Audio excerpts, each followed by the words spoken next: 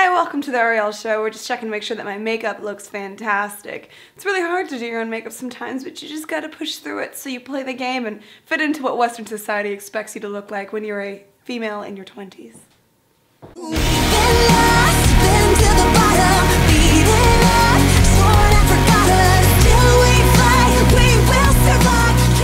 Hey, welcome to the Ariel Show. I'm Ariel. Hope you are in the middle of a very Merry Christmas and holiday season. If you take today's episode to heart and apply what you're going to learn, it will be like giving yourself a gift this Christmas season. That's kind of a stretch. I'm just trying to make this a holiday themed episode, so just roll with it, please. Anyway, on to the topic at hand. Today I'm going to be sharing with you the one thing that happy people refuse to do.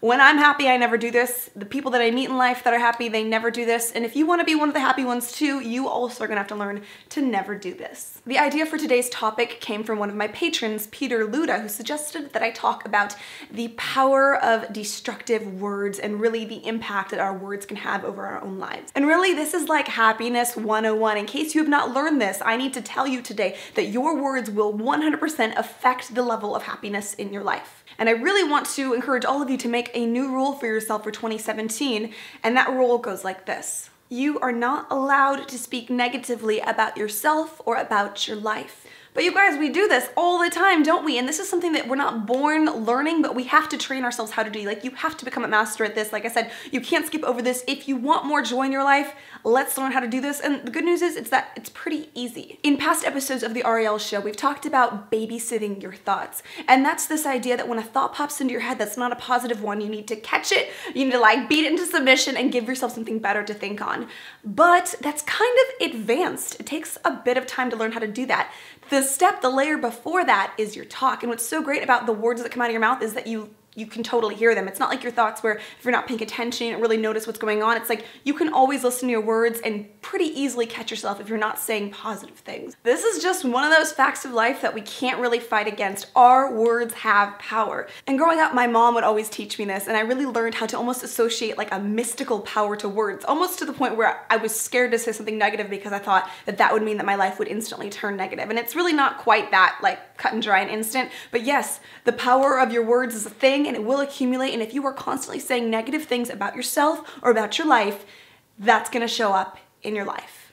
So if you're not quite sure what kind of phrases I'm talking about, I'm gonna share them with you right now. And these are the kind of phrases that you need to eliminate from your vocabulary. You are not allowed to say them anymore. I'm an idiot. I'm bad with people. I'm ugly. I can never get ahead. People like me never get the good breaks. My life sucks. I don't have any friends. Nobody likes me. If you ever catch yourself saying one of these things, you need to stop everything right then and say something positive to balance it out. So if you catch yourself saying, oh my God, I'm such an idiot, right away be like, nope, actually, I'm super intelligent and capable and I got this. And my favorite way to harness the power of words in a positive direction is I just like to make up powerful, affirming statements and say them out loud. And even if you don't believe it, say it anyway. It's okay. Your subconscious doesn't know if you believe it or not, so just trick yourself. Just say it. And this isn't about really words actually having some magical power where if you say them, something's magically going to be created. I don't really think it works like that, but I do think that we need all the help we can get creating a positive environment, and we are part of our own environment. So if we're always adding these negative blanket statements to our own life, it's just gonna color our world with more negativity. I don't have the luxury of doing that because I need all the help I can get. So today I want to share some affirmations with you from this book, You Can Heal Your Life.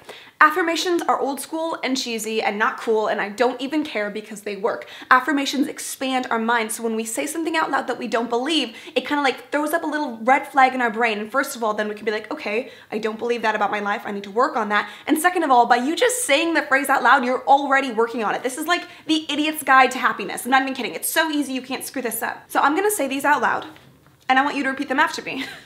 And I know some of you won't do that, but that's okay. Those of you who want a better life, you will do it. So here we go. I am in the process of positive changes. I experience love wherever I go. I have the perfect living space. I appreciate all that I do. I love and approve of myself. That's my favorite. I trust the process of life to bring me my highest good. I deserve the best and I accept it now.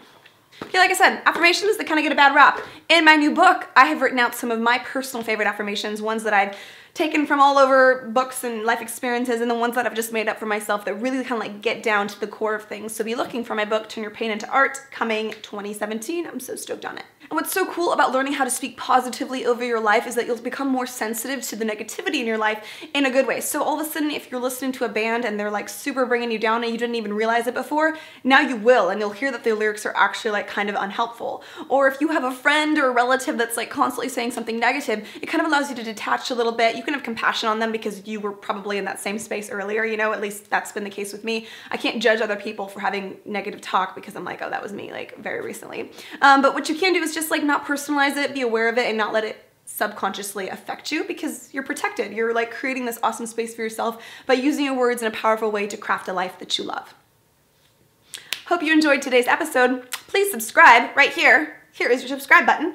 And I love you, and oh my God, 2017 is gonna be amazing. If you haven't started thinking about new amazing life dreams, if you haven't started like crafting your ideal life, I encourage you to use this unique time to do that. Right before the new year, you have kind of an objective vantage point on the next year. And at least for me, when I get to the next year, I tend to lose that objectivity because I'm there. And so I like to use this unique time just to journal a little bit extra, to brainstorm, to think, you know, what would my ideal life, my ideal day look like? And it just feels good to do that. So why not?